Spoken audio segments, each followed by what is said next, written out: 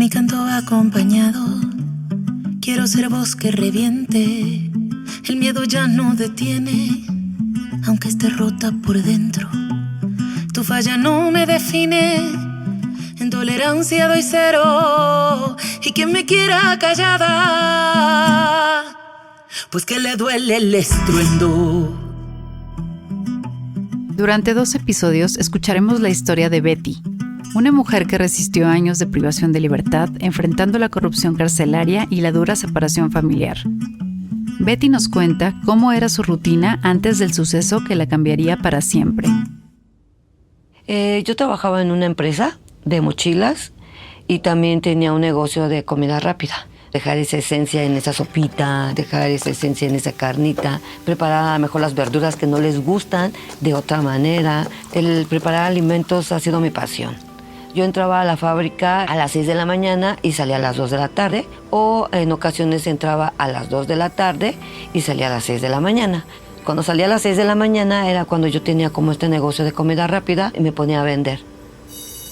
Iba a la escuela por mis hijos, aun que fueran en bachilleres o en la prepa, yo todos iba a la escuela, los iba a dejar y los traía. Esa era mi rutina, estar con mis hijos, trabajar para tener una solvencia económica estable. La vida de Betty se desenvolvía en un entorno amoroso, pero en cierto punto algo comenzó a cambiar.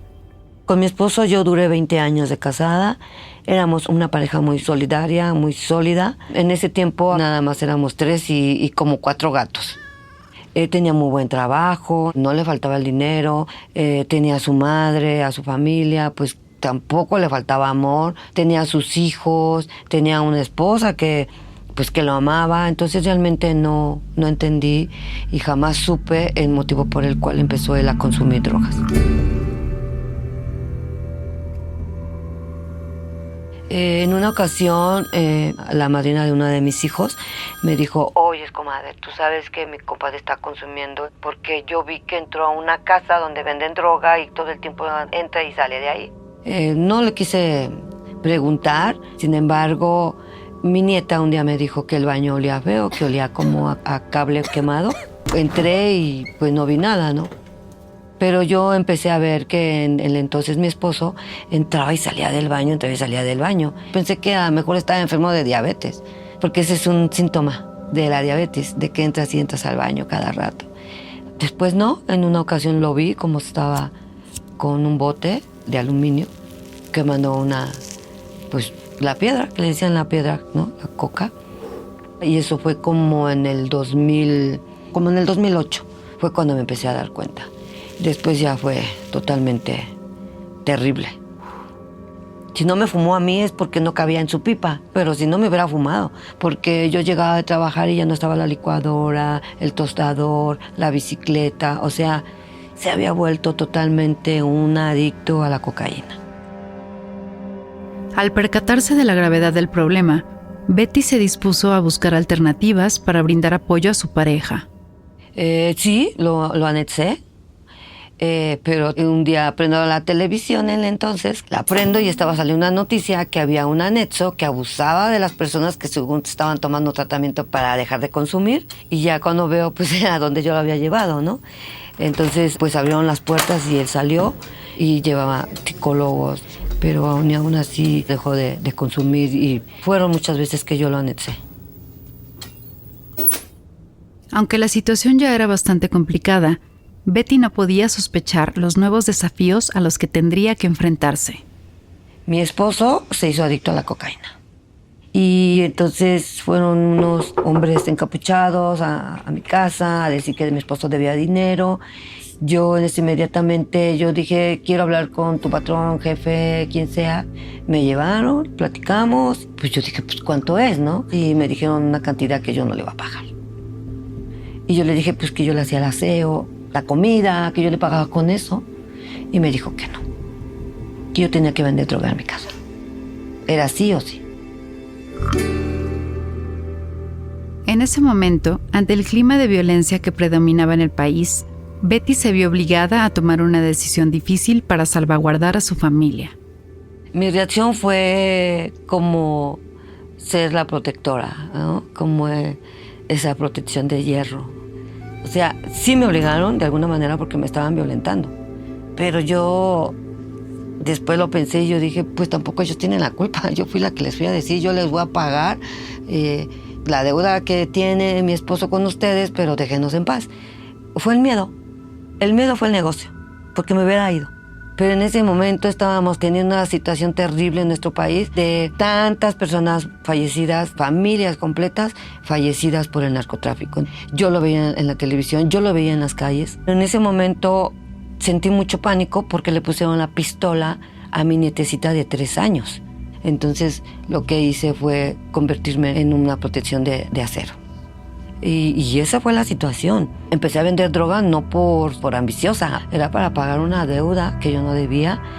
Sí fue algo muy fuerte para mí. Las medidas que Betty tuvo que adoptar para sortear la difícil situación cambiaron drásticamente su rutina y la vida que hasta entonces conocía.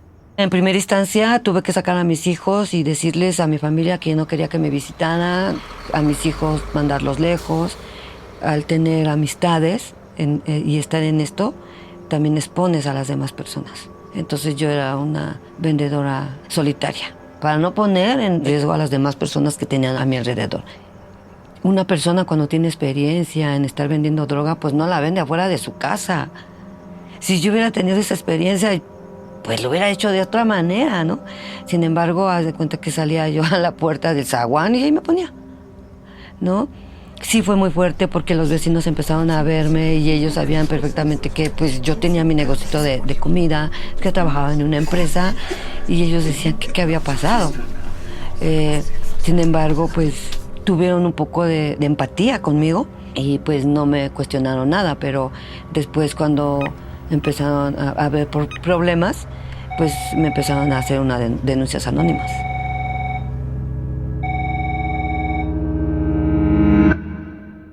Aunque el temor a ser expuesta la acosaba constantemente, Betty seguía involucrada y aferrada a la esperanza de saldar pronto su deuda. De lo que fuera tenía que sacar dinero para terminar de pagar. Entonces yo vendía postres, vendía comida, vendía zapatos, para poder terminar de pagar rápido, ¿no? Pues yo tenía la confianza de que si le terminaba de pagar, pues a lo mejor y me dejaban en paz. Pero pues yo seguí vendiendo y yo no recibía ninguna paga de ellos, nada. Ellos me decían que me iban a dar del 10% de lo que yo les vendía, pero que con eso yo les estaba pagando. A pesar de sus esfuerzos, el mayor temor de Betty se materializó antes de que lograra reunir todo el dinero. Ellos llegaron el 3 de marzo del 2010 a mi casa con 200 elementos del AFI, un helicóptero, y entraron a la casa, al supuesto cateo, que nunca me presentaron la orden de cateo ni nada. Desde las 4 de la tarde de ese día, del 3 de marzo, hasta el siguiente día del 4 de marzo a las 10 de la mañana, salieron de mi casa. Yo vivía en una privada, es una privada familiar, eran 20 familias, entonces me vincularon con personas hasta de la calle. Veían a los jovencitos, digamos menores de edad, de 15, 16 años, de hecho había un niño de 13. Le preguntaron si me conocían y ellos decían que sí, que cómo me llamaba, pues la señora Betty, entonces también ellos los ingresaron conmigo, los vincularon conmigo, porque me pusieron corrupción de menores, cuando pues los niños ni siquiera, ¿no? Fuimos 22 personas, entre ellas estuvo pues la mamá del que era mi esposo, sus hermanos, sus primos, gente de la calle, mi hijo de 19 años, pues sí, éramos bastantes. Ellos hicieron 18 horas de tortura que tuvimos, tanto física como psicológica. Estuvieron en mi casa golpeándonos, estuvieron en mi casa obligándonos a firmar algo y a ellos también. Sí, había denuncias en mi contra, pero nada más era en contra, no en la familia, ¿no? Pero de alguna otra manera, pues sí, mis hijos sabían lo que estaba yo haciendo, pero también toda la privada. Yo los expuse a ellos, ¿no? De acuerdo con una investigación realizada por Así Legal, el 66% de las mujeres encuestadas no fue informada de sus derechos y al 45% no se le explicaron los motivos de su arresto. Durante la detención y su tiempo en custodia, muchas reportaron golpes, lesiones, malos tratos, torturas, amenazas, violaciones a su domicilio, incomunicación prolongada y falta de agua o alimentos. Cuando pasa esa situación, nos detienen y no sé, pero ese día yo no tenía absolutamente nada. No tenía nada. Porque bien dicen que el corazón y el trasero te avisan cuando tienes algún problema. Y yo sabía, yo estaba mal, me sentía mal. Y yo dije, no, ¿qué pasa, no? Entonces duré 3 días de no vender nada. Entonces yo no tenía nada en mi casa. Cuando ellos me dicen que yo les diera la droga, pues yo no... Si yo sabía que no había nada, pues ¿de dónde se los iba a dar? Buscaron, rebuscaron y metieron, ingresaron a 3 perros tácticos. Entró uno y salió el otro. Entró el otro y no encontraron nada. Entró el último y no encontraron nada. Hasta que después de ellos, como a las 7 de la noche, me dijo que habían encontrado una bolsa. Cuando yo nada más tenía un cuarto de 4x4, el otro cuarto era de 2x2 y una pequeña cocinita que es como de 1,5 por 1,5. O sea, estaba chiquita, porque apenas estábamos construyendo. 3 horas para buscar en esas, como 30 metros cuadrados. Yo no tenía nada. Sin embargo, ellos dijeron que, pues, me sacaron cocaína, sacaron marihuana, me pusieron también medicamentos controlados, sí, en chochos, pastillas que están penadas. Me pusieron estopa, solventes y me pusieron cartuchos 9 milímetros, arma, me pusieron un sinfín de cosas. Todos los delitos eran fabricados. México es la fábrica más grande del delito fabricado. Después del dramático episodio orquestado en su hogar, Betty se ve inmersa en un nuevo periodo de angustia e incertidumbre. Estuvimos en el AFI el 24 todo el día y al otro día, el 25, nos trasladaron a los diferentes centros penitenciarios. Junto con mi suegra, la que era mi suegra, y con mi amiga que había ido a recoger unos zapatos. La señora ya era grande, tenía 75 años, ¿no? Era una señora que pesaba como 115 kilos, entonces apenas podía caminar, sus piernitas empezaron a hincharse, entonces pues estaba muy mal. Yo estaba más mal por ella, que yo no tuve como ese duelo que dicen que se siente. Yo tenía remordimiento de conciencia por la señora, ¿no?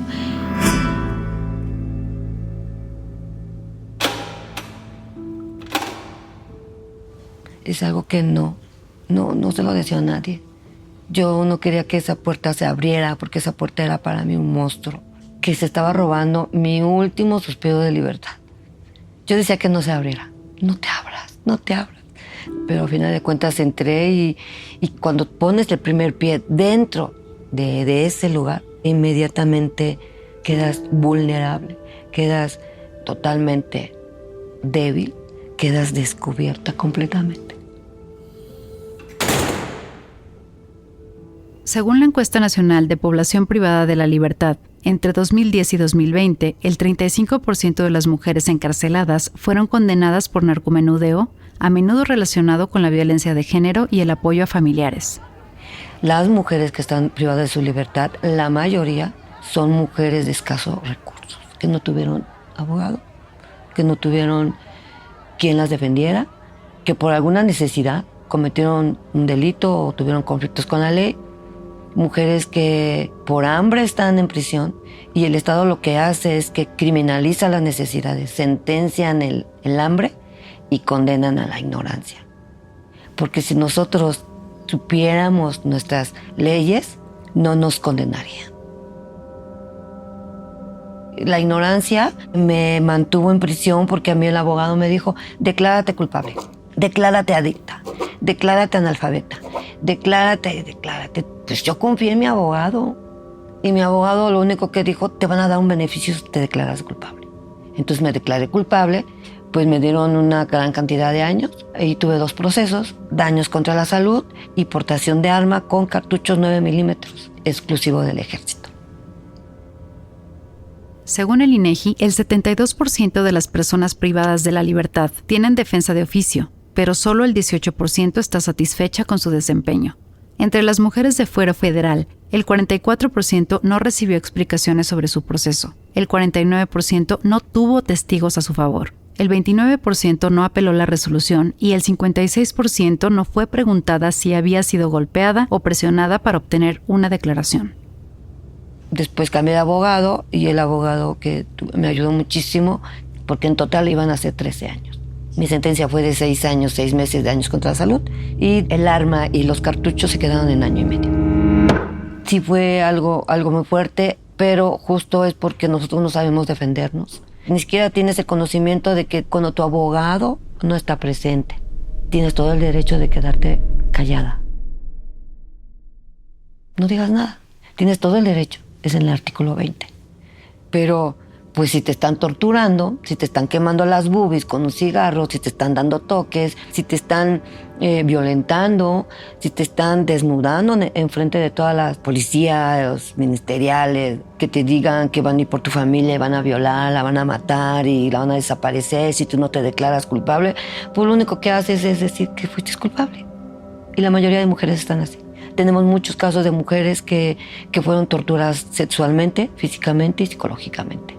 Mujeres que perdieron su bebé en el vientre por la tortura. Mujeres que tienen cáncer hoy por la tortura. Tenemos muchísimos casos, pero las autoridades tienen sus mentes activas por la omisión, la indolencia y no por el juicio ni por el razonamiento. Una vez dictada su sentencia, Betty comenzó a cumplir su condena en un reclusorio en la Ciudad de México, afrontando el desafío de adaptarse a un entorno hostil, viviendo la angustia de la separación familiar. En mi primer año de proceso no hice nada, simplemente nada más está como buscando la manera en cómo poder llevar mi vida ahí en ese lugar. Me cerré, completamente cerré mi mente, completamente cerré mi corazón para que no me doliera. Sé que estaba pasándola muy mal. Mis hijos fueron discriminados y corridos de mi casa.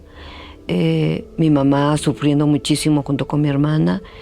Entonces yo totalmente no quise saber nada y yo lo único que le pedía al universo es que no los desprotegiera y que los cuidara, era todo. A pesar de precisar del apoyo de otras mujeres, durante los primeros meses de adaptación, a Betty le resultó muy difícil encontrarlo. Ahí entramos y se nos quita como estas ganas de ayudar a las personas para no meternos en problemas dentro. Cada quien vive en su propio dolor, cada quien vive su propia historia, entonces es muy difícil.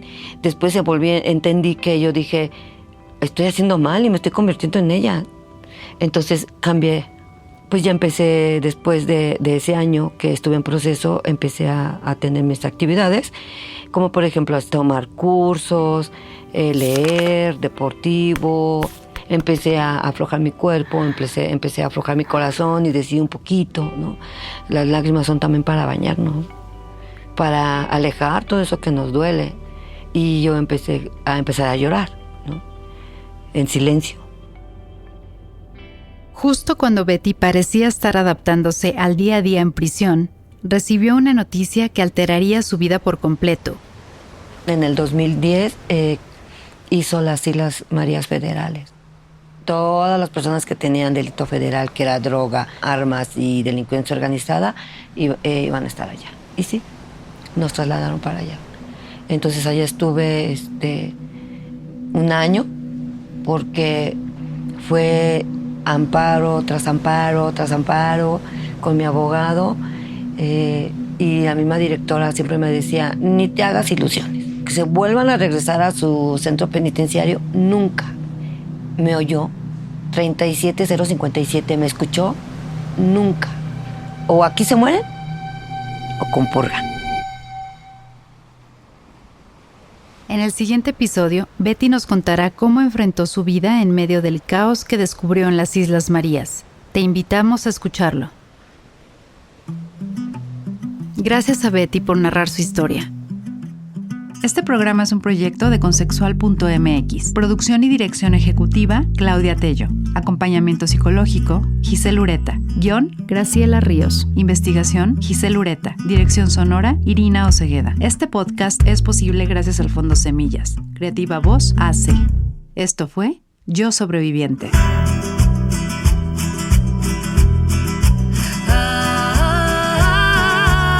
Digo lo que sé. Lo que me merezco lo siento en el pecho, lo siento en los pies.